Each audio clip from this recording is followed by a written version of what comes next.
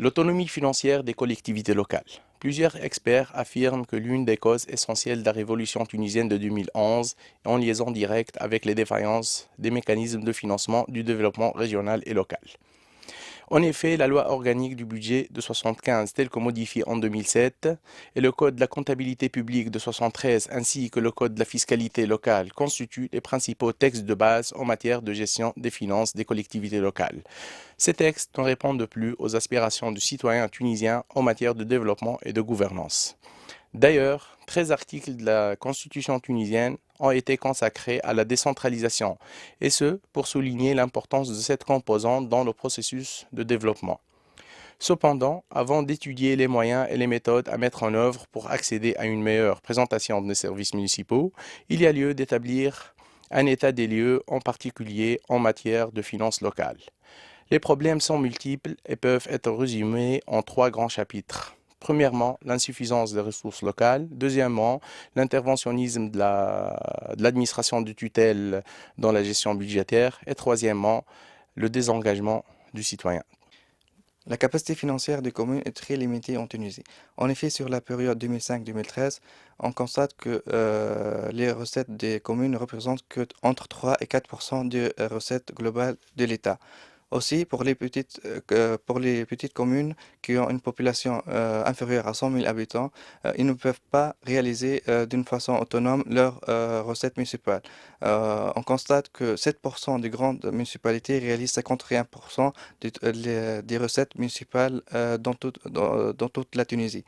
Donc, pour remédier à cette situation, on propose de créer de nouvelles taxes plus faciles à recouvrer pour les municipalités, comme la création d'un part pour les communes sur la TVA ou bien sur les droits d'enregistrement sur les contrats fonciers.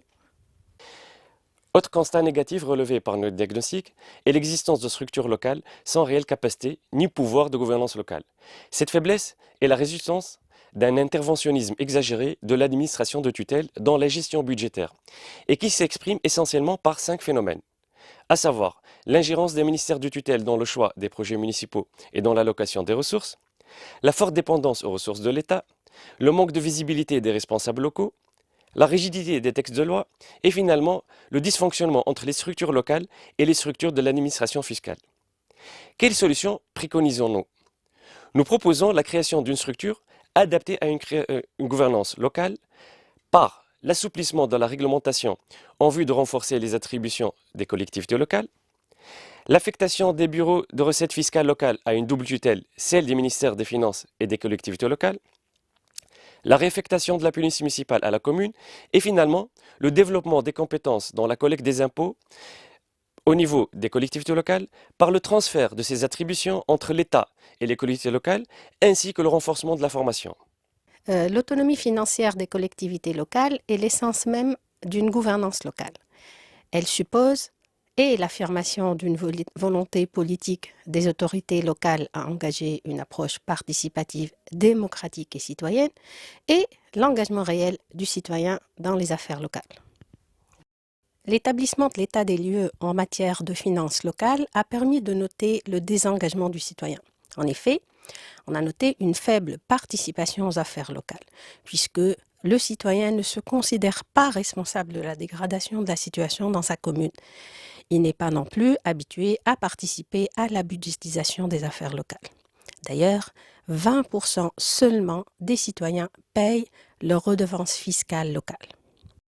La participation réelle du Tunisien aux affaires locales est accessible moyennant des efforts pour le renforcement des capacités managériales des collectivités locales, pour l'amélioration des techniques d'élaboration du budget pour se rapprocher des besoins réels du citoyen et l'amélioration de la communication avec le citoyen.